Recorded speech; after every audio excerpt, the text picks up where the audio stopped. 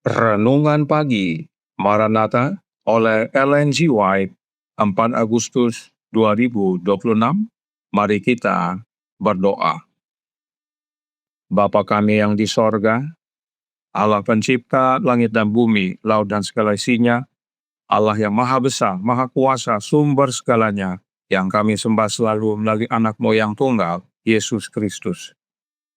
Terpujilah Yesus, anak Allah yang maha tinggi, yang adalah satu-satunya penebus, penolong, penghibur, pengantara kami.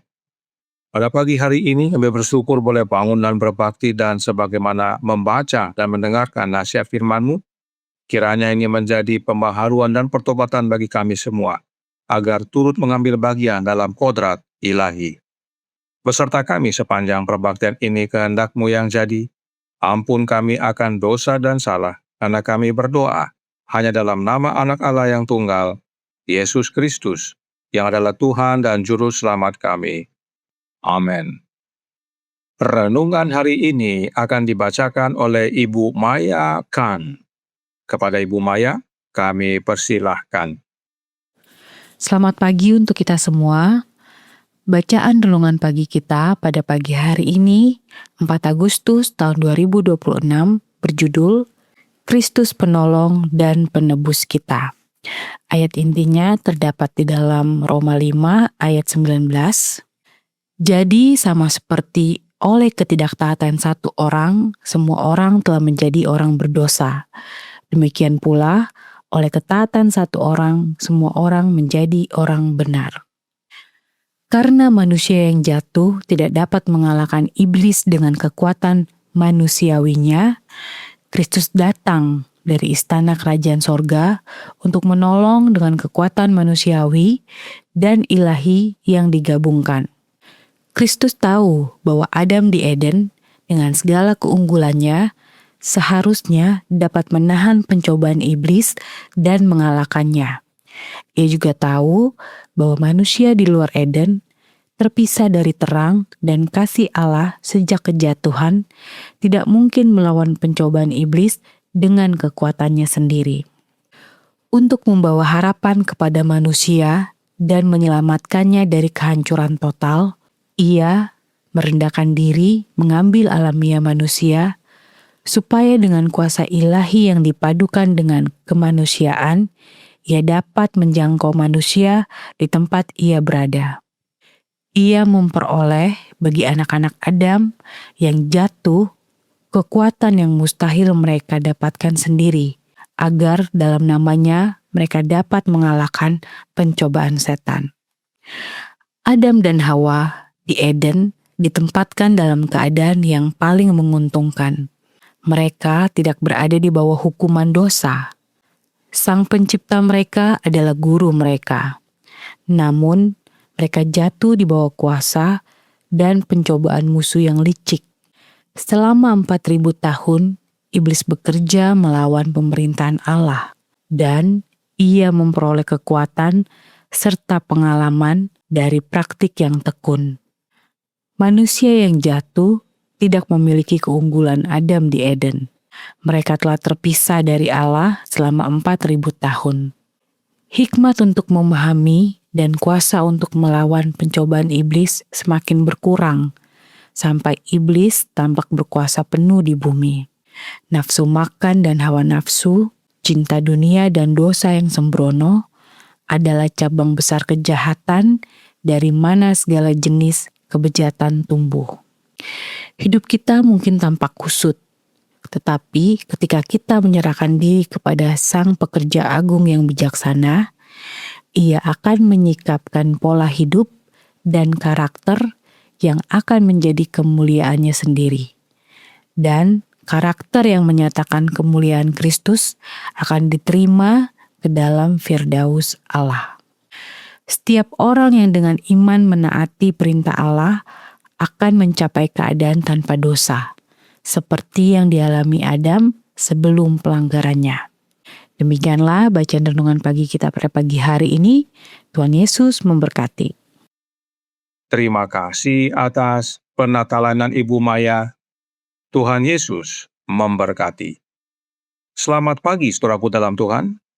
Tentang Yesus, Roh Nubuat berkata dalam manuskrip 20 tahun 1885 paragraf 7 yang berbunyi, "Aku tak berdaya, Yesus mampu melakukan segalanya, dan aku merasakan kedamaian Kristus di dalam hatiku. Oh, apa yang bisa kita lakukan tanpa Yesus? Betapa gelap dan kesepiannya hidup kita. Dialah satu-satunya penolong kita." Kemudian, dalam manuskrip 3 tahun 1865 paragraf 9 dinyatakan, "Kamu tidak memiliki kuasa untuk mengubah cara hidupmu sendiri. Tetapi jika kamu mencari Tuhan dengan sepenuh hatimu, Ia akan ditemukan olehmu. Yesus Kristus adalah satu-satunya penolongmu." Jelas sekali bahwa Yesuslah satu-satunya penolong kita. Lalu, Roh Nubuat juga menyatakan dalam Science of the Times tanggal 28 Januari 1886 paragraf 1. "Oh, betapa bahagianya para pekerja ketika jiwa-jiwa yang diselamatkan melalui perantaraan mereka menyatakan rasa syukur mereka di sorga. Sementara Kristus akan dimuliakan sebagai satu-satunya penebus, akan ada limpahan rasa syukur dari orang-orang yang diselamatkan atas peran serta manusia yang digunakan dalam keselamatan mereka. Yesus juga adalah satu-satunya penebus kita. Meskipun nanti orang-orang yang selamat akan mengucap syukur atas peran serta manusia dalam keselamatan mereka, namun Yesus yang terutama dimuliakan, sebab Yesuslah satu-satunya penebus manusia. Yesuslah satu-satunya juru selamat.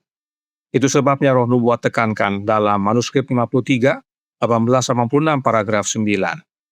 Dalam meneliti kitab suci, mereka menemukan bahwa Yesus Kristus adalah satu-satunya juru selamat mereka. Pengakuan dosa mereka harus disampaikan kepadanya, karena hanya ada satu pengantara antara Allah dan manusia, hanya Dia yang dapat mengampuni dosa. Hanya satu penolong kita, hanya satu penebus kita, hanya satu juru selamat kita, dan hanya satu pengantara kita, yaitu Yesus Kristus. Mengapa demikian? Renungan pagi hari ini menjawab dalam Maranatha halaman 224 paragraf 2. Karena manusia yang jatuh tidak dapat mengalahkan iblis dengan kekuatan manusiawinya, Kristus datang dari istana kerajaan sorga untuk menolong dengan kekuatan manusiawi dan ilahi yang digabungkan. Kristus tahu bahwa Adam di Eden dengan segala keunggulannya seharusnya dapat menahan pencobaan iblis dan mengalahkannya. Ia juga tahu bahwa manusia di luar Eden terpisah dari terang dan kasih Allah sejak kejatuhan, tidak mungkin melawan pencobaan iblis dengan kekuatannya sendiri. Untuk membawa harapan kepada manusia dan menyelamatkannya dari kehancuran total, Ia, yaitu Yesus, merendahkan diri mengambil alamiah manusia, supaya dengan kuasa ilahi yang dipadukan dengan kemanusiaan, Ia dapat menjangkau manusia di tempat Ia berada. Ia memperoleh bagi anak-anak Adam yang jatuh kekuatan yang mustahil mereka dapatkan sendiri, agar dalam namanya mereka dapat mengalahkan pencobaan setan. Inilah dasarnya Yesus adalah satu-satunya penolong kita, penebus kita, juru selamat kita, dan pengantara kita. Sebab hanya Yesus satu-satunya yang memiliki perpaduan keilahian dan manusia. Mengapa penting sekali perpaduan ilahi manusia dalam Yesus? Selected Messages buku pertama halaman 252 paragraf 2 berkata, "Dalam menjadi manusia, Kristus mengambil bagian dari setiap manusia. Ia adalah kepala umat manusia. Sebagai pribadi ilahi dan manusiawi, dengan lengan manusiawinya yang panjang, Ia dapat merangkul umat manusia. Sementara dengan lengan ilahinya, Ia dapat meraih tahta yang maha tak terbatas." Inilah mimpi Yakub, tangga yang menghubungkan dunia dan tahta Allah. Inilah pentingnya Yesus menjadi perpaduan ilahi dan manusia, agar dapat menghubungkan kita dengan Bapa. Dan perpaduan ini dapat menjadi bagian kita. Christ Object Lesson halaman 149 paragraf 3 mengatakan, kehidupan Kristus telah menunjukkan apa yang dapat dilakukan umat manusia dengan turut mengambil bagian dari kodrat ilahi. Semua yang Kristus terima dari Allah, kita pun dapat memilikinya. Maka mintalah dan terimalah dengan iman yang teguh seperti Yakub, dengan kegigihan yang tak kenal lelah seperti Elia. Tuntutlah bagi dirimu sendiri semua yang telah Allah janjikan. Kita bisa menjadi manusia yang memiliki perpaduan manusia dan ilahi sebagaimana Yesus, yaitu dengan turut mengambil bagian dari kodrat ilahi. Bagaimana caranya? The Youth Instructor tanggal 30 Juni tahun 1892 paragraf 3 menyatakan, di dalam Kristus, keilahian dan kemanusiaan dipersatukan, dan satu-satunya jalan agar manusia dapat menjadi pemenang adalah dengan mengambil bagian dari kodrat ilahi dan luput dari hawa nafsu duniawi yang membinasakan dunia. Keilahian dan kemanusiaan menyatu dalam diri orang yang memiliki Roh Kristus. Inilah yang diperlukan agar diubahkan menjadi seperti Yesus, memiliki perpaduan ilahi dan manusia. Kita perlu Roh Kudus yang adalah Roh Kristus, agar kita turut ambil bagian dalam kodrat ilahi, persatuan ilahi dan manusia menjadi bagian kita, maka kita dapat menang sebagaimana Yesus menang. Kita hidup tanpa dosa sebagaimana Adam sebelum jatuh. Inilah makna utama dari Yesus adalah satu-satunya penolong dan penebus kita. Tuhan memberkati, saya bawa dalam nama Yesus. Amin. Mari kita berdoa. Bapa kami yang di sorga, Allah pencipta langit dan bumi, laut dan segala isinya, Allah yang maha besar, maha kuasa, sumber segalanya, yang kami sembah selalu melalui anak-Mu yang tunggal, Yesus Kristus. Terima kasih atas pekabaran vital pada pagi hari ini. Makna utama Yesus adalah penolong dan penebus kami adalah oleh mengaruniakan hidupnya bagi kami, yaitu Roh-Nya, agar kami semua dapat turut mengambil bagian dalam kodrat ilahi.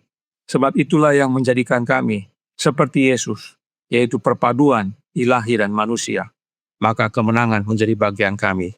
Kami hidup sebagaimana Yesus hidup.